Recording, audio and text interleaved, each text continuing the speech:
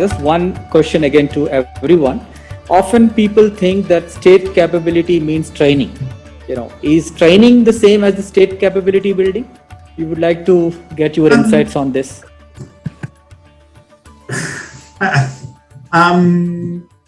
The answer is no. No. The answer is not no. The answer is no. It's really no. And let me start from a slightly cynical statement that a friend of mine, who is one of my development heroes, makes, which is, there's the old saying, if you teach a man to fish, you feed him for one day. The corollary is, if you set up a training program to teach a man to, if you give a man a fish, you feed him for one day. But if you set up a training program to teach a man to fish, you can give your brother-in-law the contract. Training is on the assumption that the core limiting factor of the organization's capability are individual capacities that can be transmitted through training. So often training focuses on the capacity of the individual, not the capability of the organization.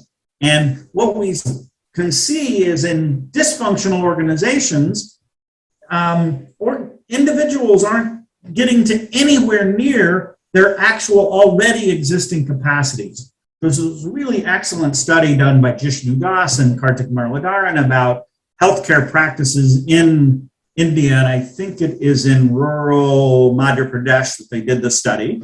And they basically looked at what public sector MBBS doctors did in their public sector practices, and they measured their theoretical knowledge, and then they measured what those exact same doctors did in their private sector practices. And what they found is, in their public sector practices, the doctors were just doing incredibly less than what they knew to do and what they in fact did when they were in their private practices. So in that context, training, okay, we can train the MBBS doctors to have more medical knowledge, but their capacity as doctors was never, ever the issue for the capability of the healthcare they were providing.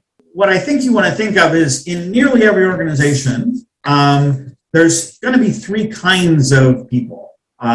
There's going to be people who are basically willing to free ride on the organization, rent seek on the organization, be corrupt.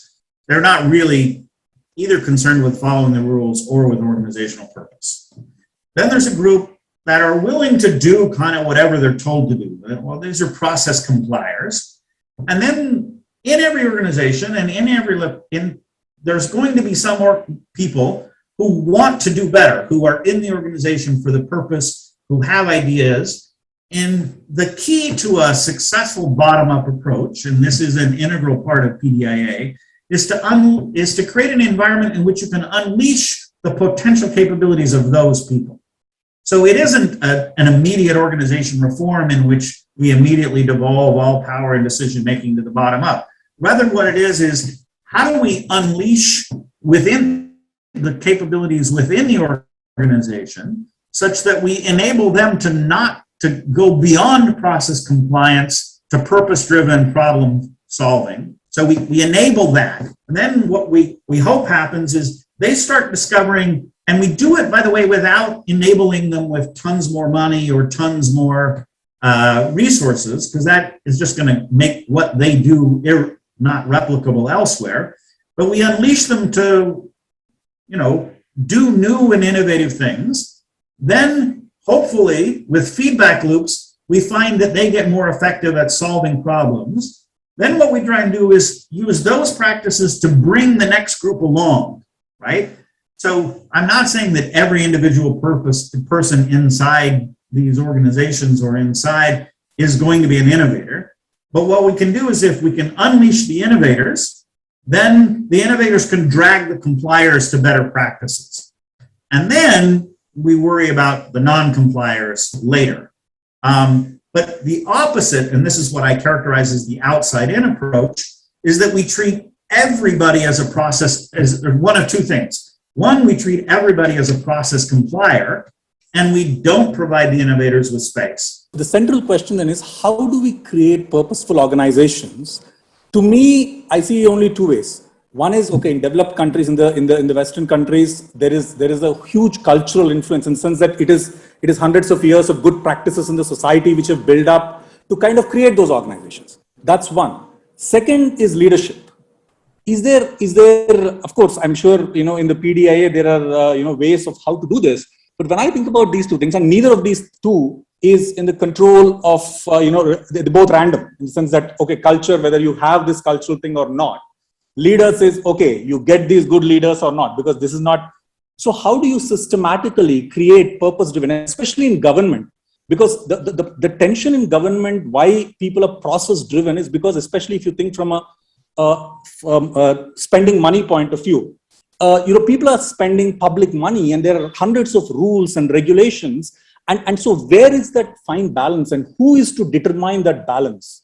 So I think, can you create a purpose-driven, problem-driven approach inside the culture of public sector organizations, not generically?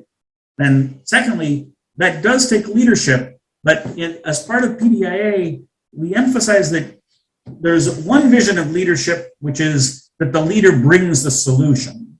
There's another vision of leadership in which the leader authorizes action and enables action. And we think the second model of leadership is a much more effective way of building from low capability to high capability. In fact, as part of our PDIA book and work, one of my colleague, Matt Andrews, did a study where we looked at 30 different international developing country cases of success. And in only 2 of those cases was the success the result of a leader coming in with a solution that they knew in advance would work, implementing that solution as designed and having success. That was 2 of the 30 success cases. Nearly all the other cases of success were a leader framed a problem in a way that it authorized others to act, enabled them to have what they needed to, pursue problem-driven kind of practices that would lead to solutions, and then created the environment in which those solutions were adopted. And the solution was never anything like what you what you would have envisioned as the clean, well-designed solution to start with. So I agree that, I do think we need a leadership-focused approach, and there does need to be powerful leadership, and that leadership is going to have to come from the people in this room. But when you in this room think of yourself as leaders, you want to think, how am I acting in a leader in a way that conveys a culture of problem-driven and purpose-driven action and enables those at the bottom level to act with agency in a way that unleashes their potential, and then also produces process compliance so that you don't get this eroded by rent seeking or malfeasance. So that kind of leadership, I think, is really important. But the imagination of leadership is that I'm the leader and I have a big stick and I'm going to beat the turtle to move towards the goal. That model of leadership is just not going to work. Now, actually, everyone wants to end COVID. But the thing is vaccination the most effective way? Some of the stakeholders are thinking that it is, and some of the stakeholders are thinking that it is not. And it is more of an attitude and something like accumulated beliefs over a period of time. So in such a situation, most of our iterations and adaptations, they did not achieve the results as we expected. Whereas in case of maternal and child health, we were able to see some good results. Whereas when it comes to vaccine hesitancy, in addressing this hesitancy part, even after we roped in religious institutions, NGOs, and all other stakeholders, especially in the core hesitancy areas, where actually this social reinforcement works, like all the households share a common belief and they reinforce each other. Yeah. How should the service provider proceed in such a situation? But we can't create the problem necessarily, or we need to pay attention to creating the problem in a way that it's widely shared, that our vision of the problem is in fact a shared purpose. Because otherwise, you can start down technocratic and managerial and things that are completely, totally technically correct, but get hampered in implementation because you didn't take the time to build the problem. So often, now COVID is kind of an exception to every rule, and that's why I hate talking about COVID, because it's this unbelievably dire and unique thing. But often as we work on PDAA, what we want to do is slow down the problem definition stage, because people want to skip. Oh, no, we know what the problem is. And often they know what the problem is because they know what they think the solution is, and they have defined recursively back to the problem from the solution they have in mind. And by skipping the problem definition phase of creating the shared definition of the problem among all of the relevant shareholders, you then just get stuck immediately and implement. One of the challenges with purpose is that we often institutions work towards purpose, but there are limits, but the definitions of purpose itself need to be challenged. So how does one build platforms to be able to iterate around purpose itself? I mean, it's a great question of how do you challenge purpose. One of the ways in which organizations end up at donuts is they end up too committed to a purpose that becomes irrelevant. And hence, in the education sector, for instance, getting every kid in school was an important purpose. No one should object to that. But the longer they stayed on the exclusive focus on schooling, the harder it became to shift to a new and more expansive vision of, every child in school and learning. And so this way of challenging purpose is really important, and I just don't have a good answer to it. Because, to some extent, if you narrow the conversation around just the organization, you can get into an echo chamber around purpose that, isn't open to what the rest of society and what the current circumstances are demanding. So, but how to do that? Let me just make, with respect to that though, I think one interesting point that I think Devesh Kapoor and Pratap Banu Mehta made about capability in India is, and this came up in the chief minister's remarks, is that there are many organizations doing the same thing. I think one of the things that happens is once an organization becomes a donut, rather than try and fix it, you just create a new organization that actually has the same purpose that you were originally intended for the previous organization. And then, as Devesh points out, these organizations often go through a life cycle of, at their creation, they're purpose-driven, and then they start to decline, and then you create a new one. So I do think if organizations had ways of re-challenging their purpose and remaking themselves, that would avoid this duplication process. And at some stage, you have to reconsolidate the organizations that were all created with the same purpose. And that's going to be a difficult thing. So I don't really have a good answer to this challenge of purpose question. And to some extent, that is a role that politicians play. Inside organizations, there tends to be an insular view. And, dynamic and visionary politicians are often the ones that come along and go, hey, you guys, you're not in touch with what we really need here.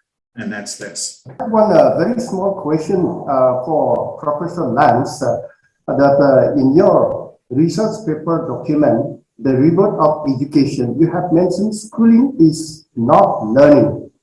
Now, I would like to get some tips from you. How does one go about building a strong education system?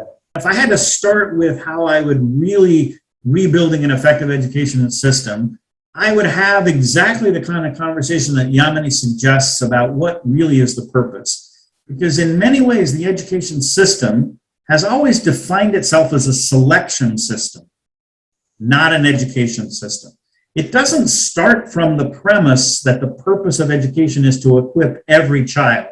It starts from the premise that the purpose of the education system is to identify those few children who are capable of an education and push those forward.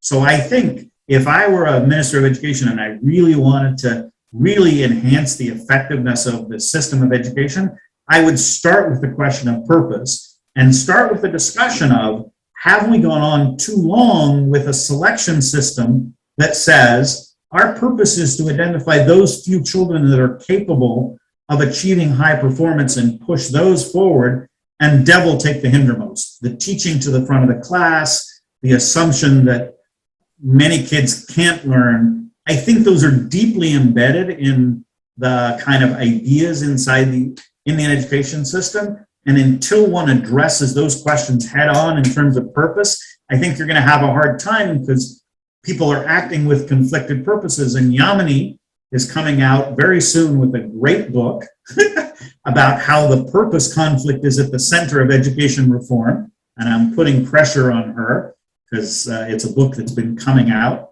and it's great. So I think if I were you, I would start with, are we really of one mind about what we can achieve? And there is no reason why India can't achieve an environment in which every child learns. But to do so, you have to remake and re-clarify that that is in fact the purpose. The purpose of the system isn't to select the elite. The purpose is to equip everyone